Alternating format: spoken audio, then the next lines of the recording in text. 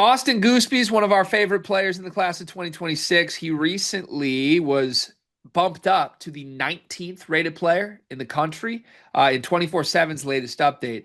He's picked up a 5 star also. He was like a high 4 star per a bunch of services. Now, at least a couple services have Austin Goosby as a 5 star officially as we head into his senior year. So, big time player, a kid that is visiting Texas this upcoming weekend, 1 week after he took his visit to Duke. Remember, Duke had the week where they brought all of their NBA guys back, had a big luncheon, and Gooseby rescheduled his Duke visit so that he could be there for that week. We told you before that visit, when the changes were happening, we felt like this might be commit watch because if you're there for that Duke moment, it just feels like every recruit there should be on commit watch. Well, Kevin Young doesn't think you should be on commit watch for Austin Gooseby yet for Duke because Kevin Young in this new recruiting cycle sent 4 different coaches with him himself in home to visit Austin Gooseby this week. So BYU, who was once presumed the leader for Austin Gooseby, has kind of been sitting back watching him take visits to Duke, now Texas, all of this, making sure their presence is still felt on this recruitment, still very much a priority for the BYU Cougars. What do you make of all the developments in Gooseby's recruitment? I think Gooseby is one of those interesting five-star prospects because it's hard to say this about a lot of five stars, but Gooseby's in that area where like you could potentially be recruited over as a five-star too.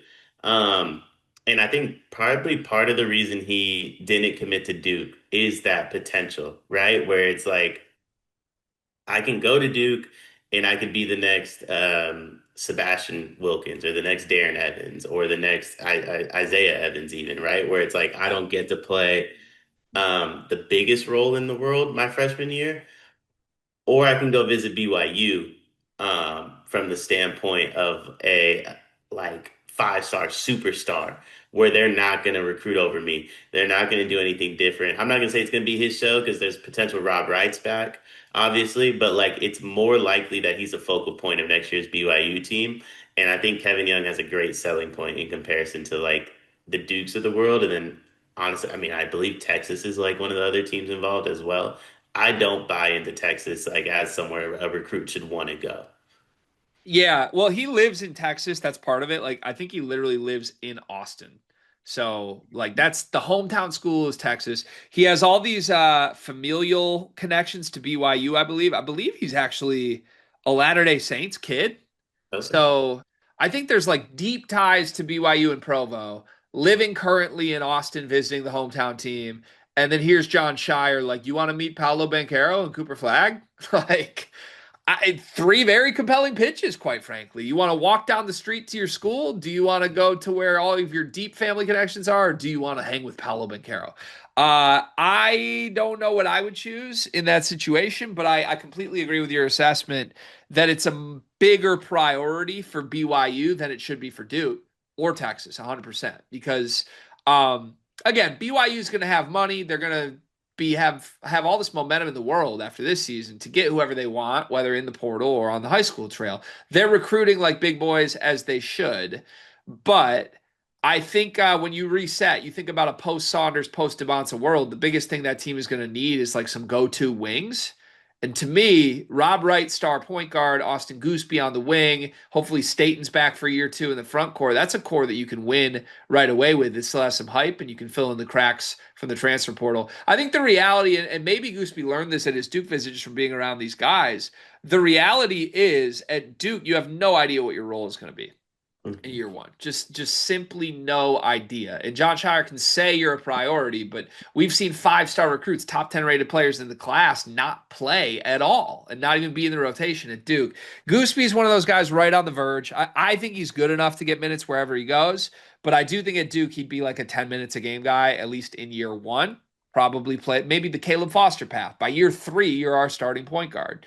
For me at BYU, he'd have an opportunity right away on a program that would still be top 10 in the country. So, but I will say it's good to see BYU still doing things here because all of the momentum after we kind of thought BYU was the leader, all the momentum was with Duke. until this news that Kevin Young was going to send the whole staff in to see him. It makes me feel like BYU is still very much involved.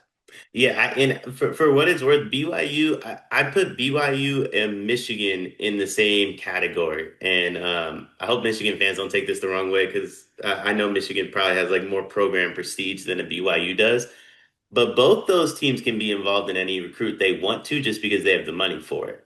And if Kevin Young wakes up one morning and says, I want Austin Goosby, he can be involved in that recruitment. The day Dusty May wakes up and says, you know what, I want Tyron Stokes, guess who's going to get a visit to Ann Arbor? You know what I mean? And financially, those programs aren't really like competing with too many schools besides like maybe Kentucky, Louisville, Kansas, I think could be the big three that are involved in that. Duke, we don't do NIL. So I don't even want to put us in that category. We don't do NIL. It's friends and family payments. Um, but I think like I just think those two teams can be involved in whoever they want. And BYU is a team you always have to consider involved in every single thing. And what they spent was rumored to be $6, $7 million on AJ. Imagine if they choose to split that up amongst a couple five stars. Yeah, 100%. Also, if I'm John Shire, I just hosted you for Big Brotherhood Week, and I see the news that Kevin Young sent his entire staff into your living room. I'm making one phone call, and I'm sending Paolo Banchero to your living room. We don't need our staff, nobody else, just Paolo. Paolo can go see you. I love Gooseby. I think there's recruits shy of recruits. He has no idea like who they truly are. And Gooseby's in that weird fringe 5-star area where like Shire's like that would be a really good third string shooting guard for me because he thinks he's getting 7 of the top 10 players in the country. Yeah, right, exactly. It's funny stuff, but curious, very curious to see where this goes. A recruitment that he's a player worthy of like 30 offers in serious schools of consideration. A kid that clearly I think is dialed in on like limited options. Like I want to seriously consider my hometown school, the school with family ties, and then, you know, Duke is Duke. So we'll see if BYU's full court press on Austin Gooseby is enough to beat out the Brotherhood.